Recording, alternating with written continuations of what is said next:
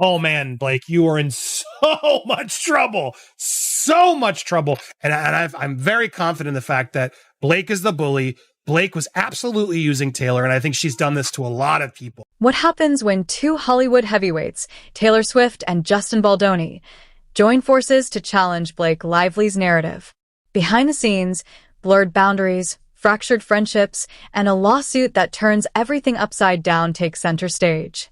Was Blake the victim she claims to be, or was she orchestrating the scenes all along?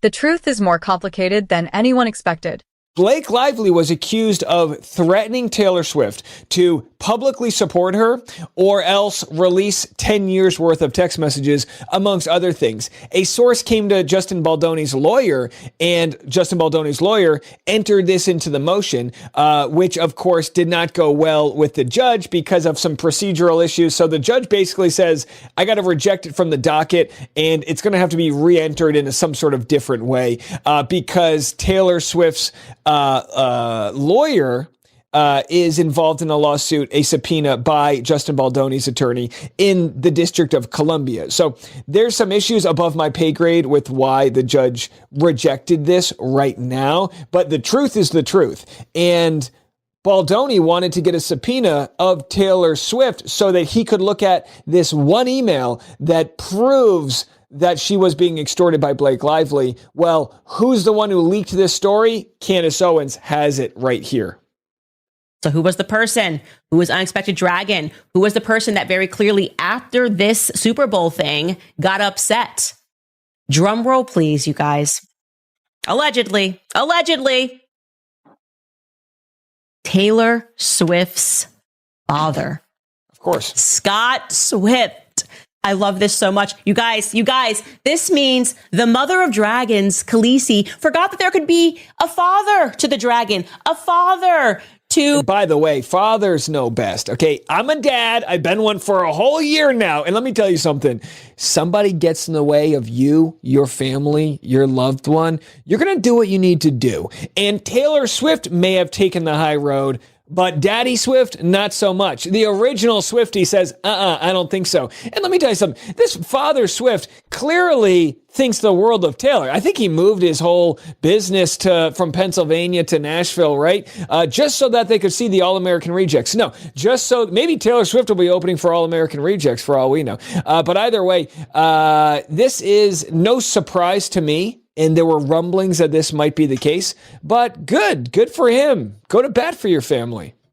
Her dragon, Taylor Swift. This savage man, Scott Swift, is going to turn me into a Swiftie. When I say a Swiftie, I don't mean a Taylor Swift fan, okay? I mean a Scott Swift fan, because this was a sad... Blake Lively, performer or director of intimacy, Blake Lively wasn't just performing in front of the camera. She was actively steering what happened behind it, particularly during the filming of intimate scenes with co-star Justin Baldoni.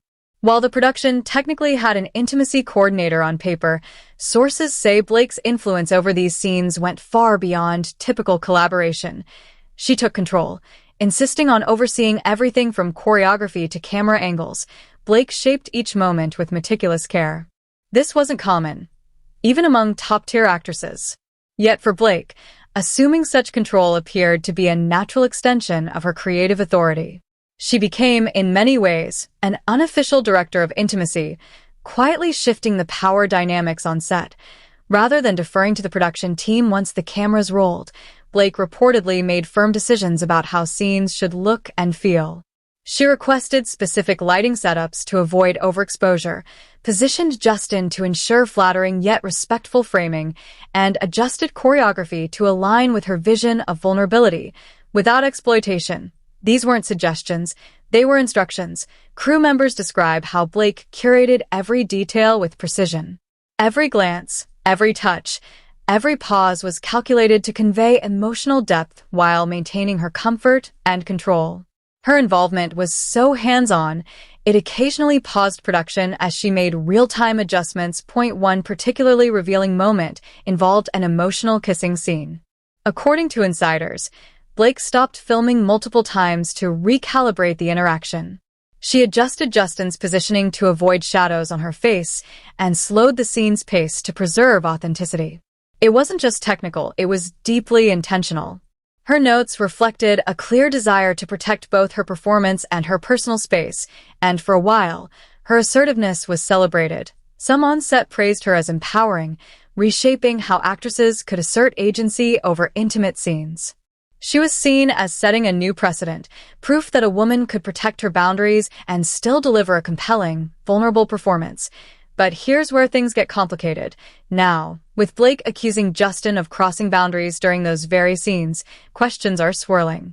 How could someone who orchestrated so much of the interaction later claim she was victimized by it? How does one reconcile her firm control with the image of someone caught off guard or mistreated? That contradiction is becoming a central tension in the case, and in conversations behind closed doors. Was Blake's authority on set a form of protection?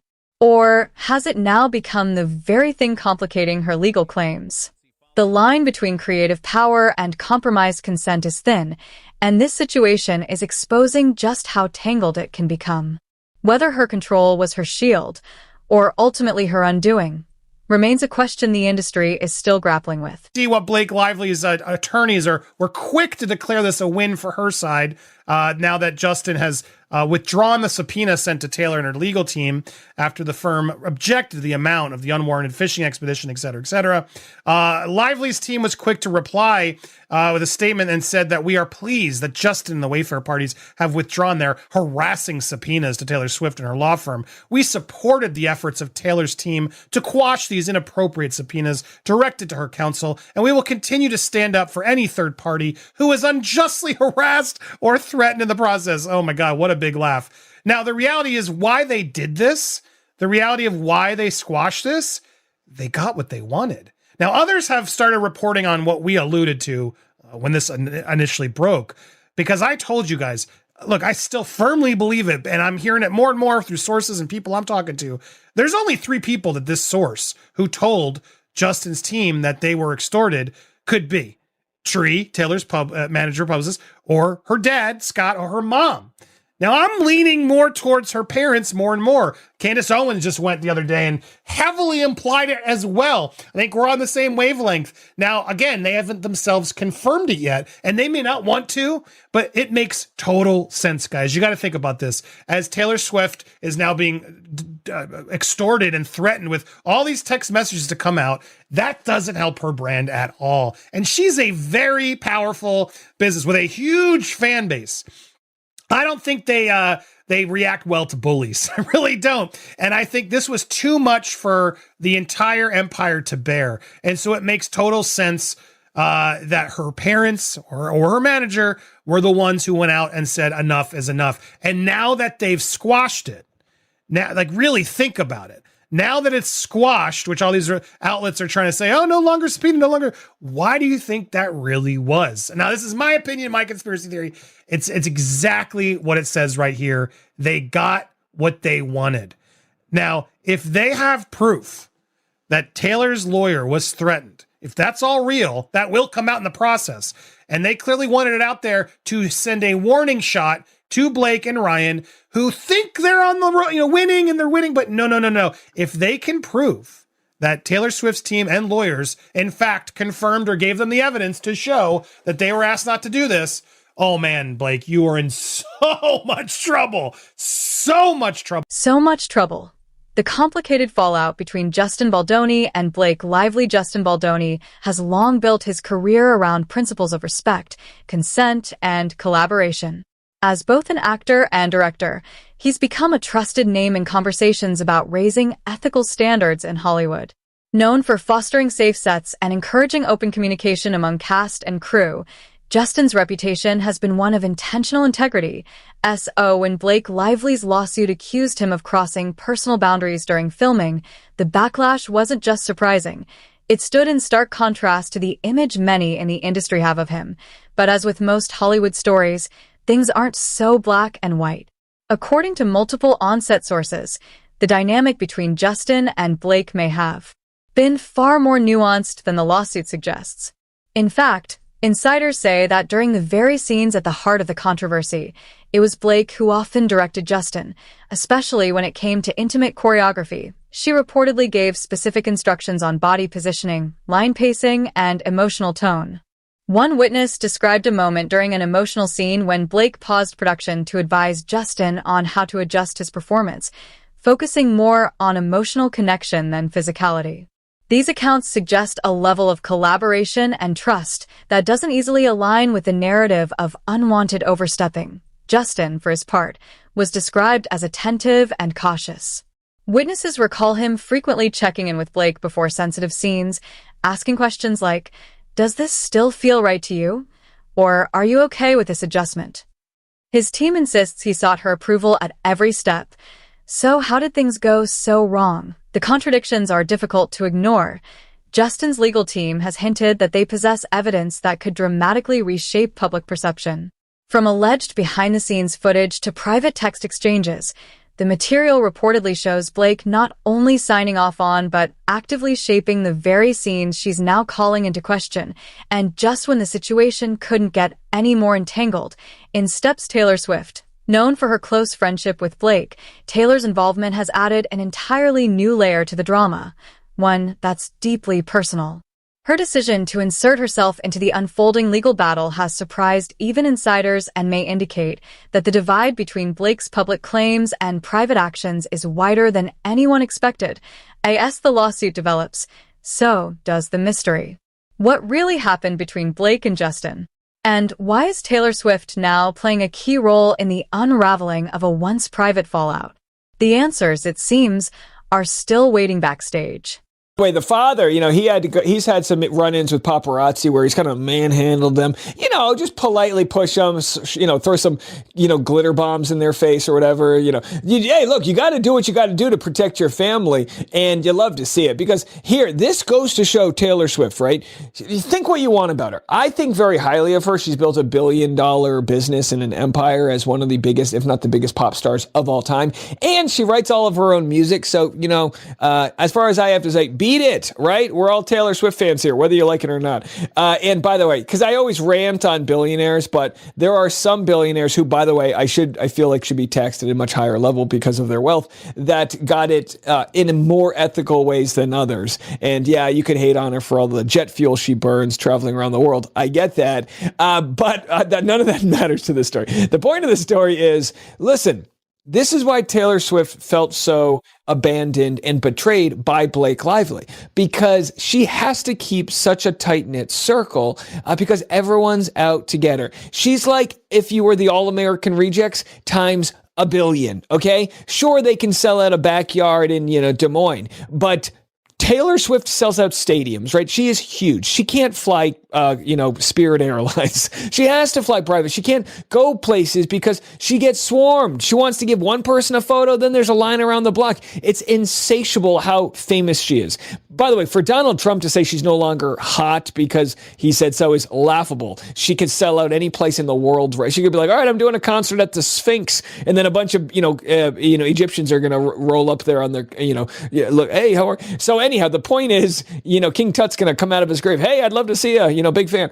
So the point is that she's huge. And for Blake Lively to cross her, this at least is reinforcement that her father and her family have her back. Of course, her boy toy, as it were, Travis Kelce, unfollows Ryan Reynolds. And this is a big, big story. And by the way, I want to be clear. The reason why I respect this move is because it's his daughter. Okay. I'm always going to respect a parent that is willing to burn it all down to the ground to protect their kid. Okay. There's an element of that as a parent, real going to recognize real. And Scott Swift played me. He saw me. Scott Swift saw me. Fisherman always sees another fisherman. He saw me salivating for these text messages. He saw me being like, we're going to see the real Taylor Swift. And he was like, no, Candace, the world will never meet the real Taylor Swift.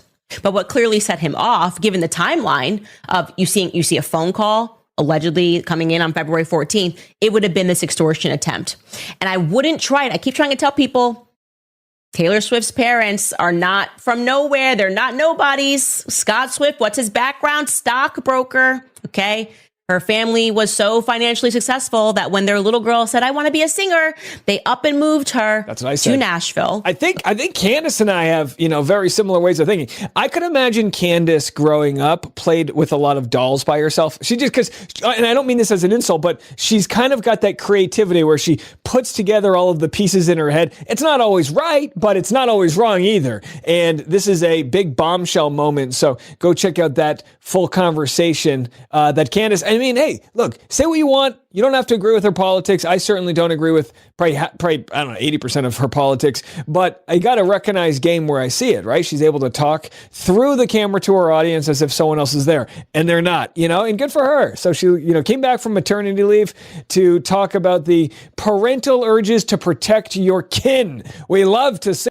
Blake Lively's lawsuit raises questions about consent, control, and Taylor Swift's unexpected role. Blake Lively's lawsuit against Justin Baldoni centers on some of the most intimate moments shared between the actors, moments she now claims spiraled out of her control. At the heart of her allegations are improvised actions she says were never consented to, portraying Justin as someone who repeatedly overstepped boundaries. One of the most serious claims accuses him of adding unscripted physical touches during filming, leaving her feeling disrespected and blindsided. Another key allegation points to what she describes as excessive kissing, unplanned, prolonged moments that, according to Blake, disrupted her comfort and confidence on set. Taken at face value, the accusations are troubling. But things quickly become more complex. According to multiple witnesses, Blake was heavily involved in choreographing these very scenes. Crew members say she exerted an unusually high level of creative control, reviewing camera angles, shaping the pacing, and giving direct instructions to Justin about how each interaction should unfold. Her involvement reportedly went far beyond what's typical for an actor, with some describing her as like a second director. If that's true, it raises a pivotal question. How could these same scenes, ones Blake appeared to guide, later become the foundation of a misconduct claim? Adding to the confusion are past public statements made by Blake herself. In a post-production interview, she praised the collaborative environment on set, calling it safe and artistically supportive, even thanking Justin for honoring her creative instincts. That comment, made shortly after filming wrapped, stands in stark contrast to the narrative outlined in her legal complaint. Further complicating matters is sworn testimony from a crew member present during reshoots who described Justin repeatedly checking in with Blake during scenes, asking if changes were okay, seeking feedback, and making adjustments accordingly.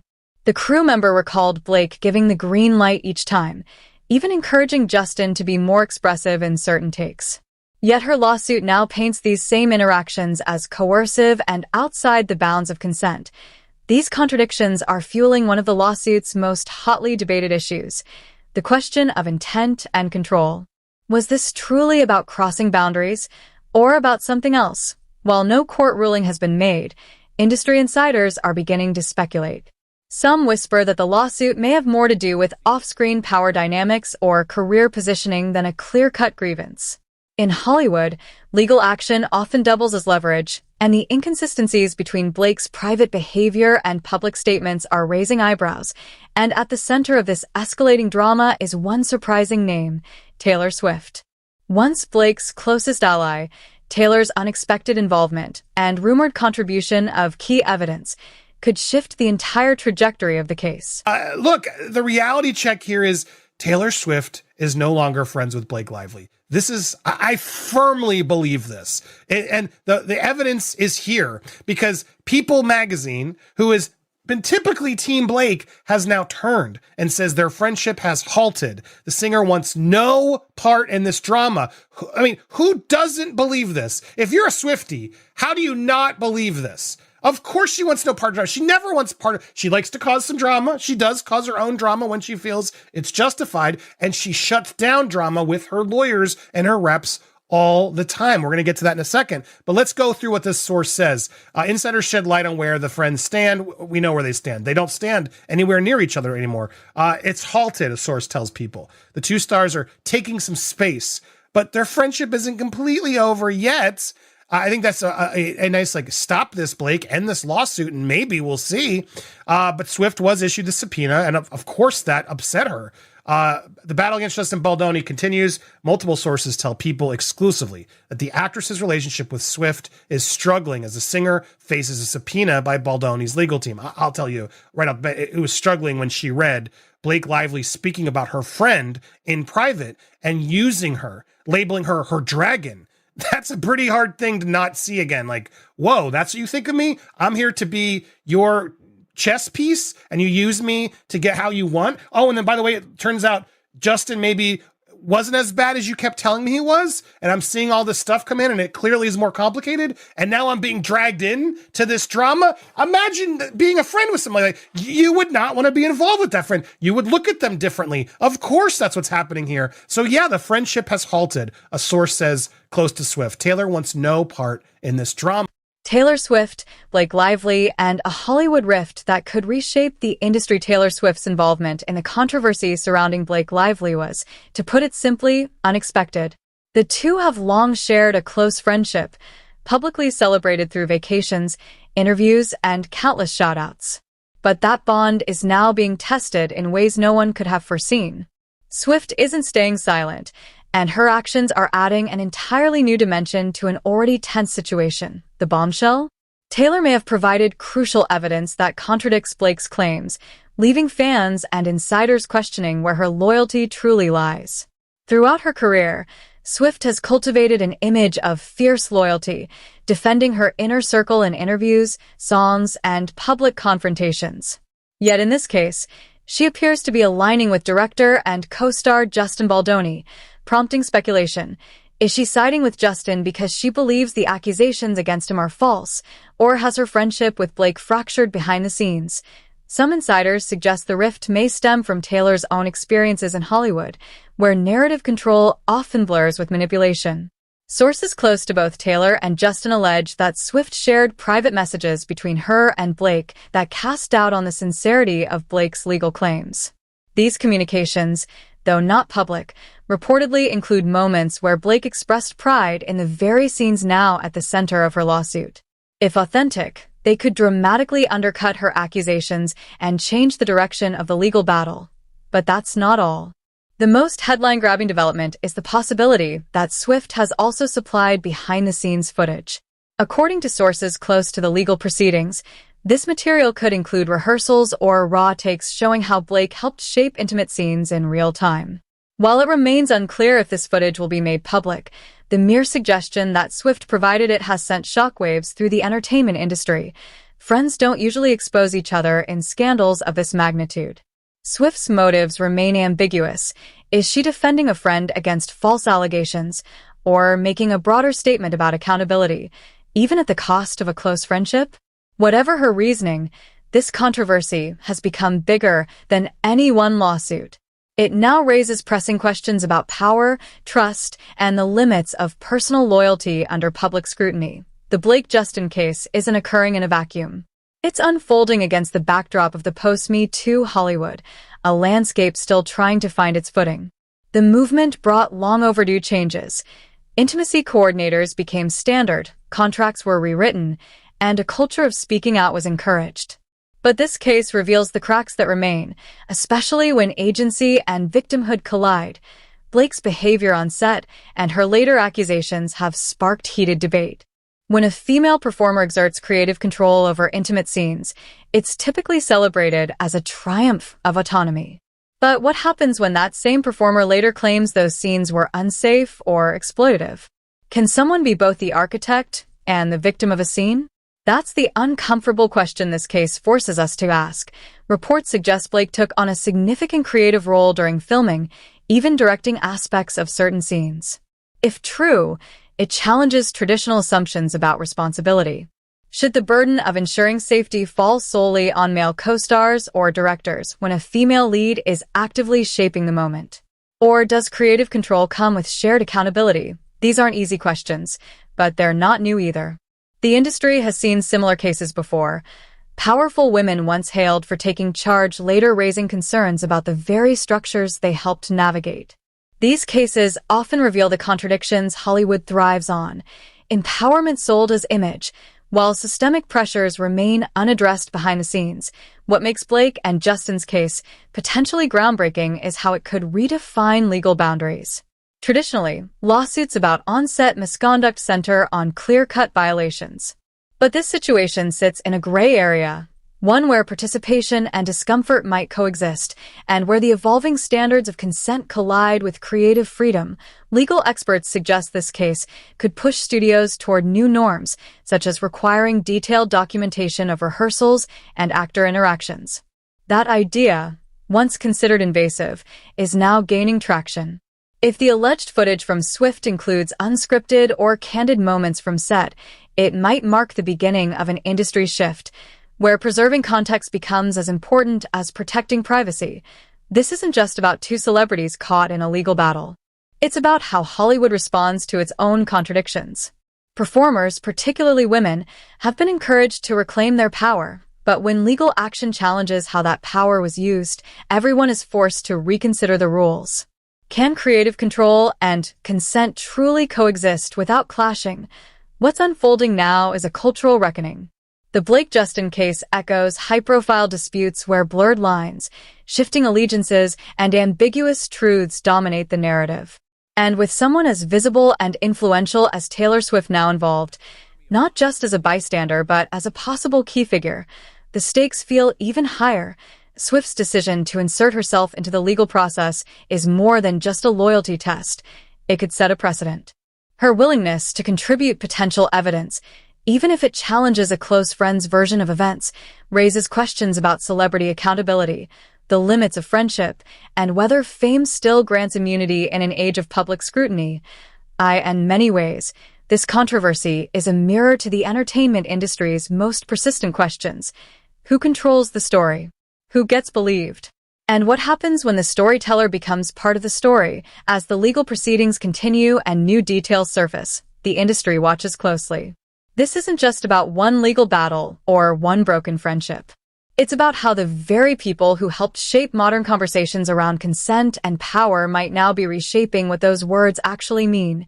Blake Lively's lawsuit, Taylor Swift's involvement, and Justin Baldoni's defense have converged into something larger, a cultural flashpoint that could challenge Hollywood to finally confront the murky space between creative freedom and personal accountability.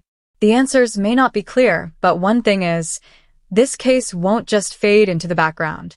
It may define where Hollywood goes next. Let's get into it. Before I get to the update, I got to update you, though, for those that don't know.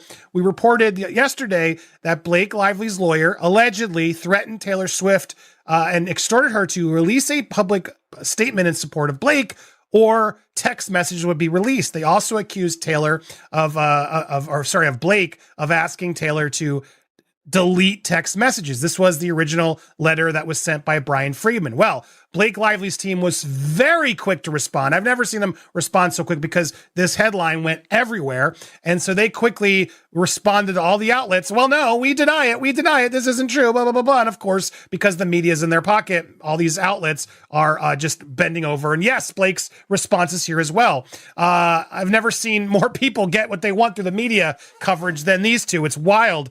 But Brian Friedman responded to this. This was a letter where they, it should be noted, this was anonymously sourced and they're just abusing us again. And this is categorically false, blah, blah, blah, blah, blah. There's no evidence. Meanwhile, it's not signed by Gottlieb.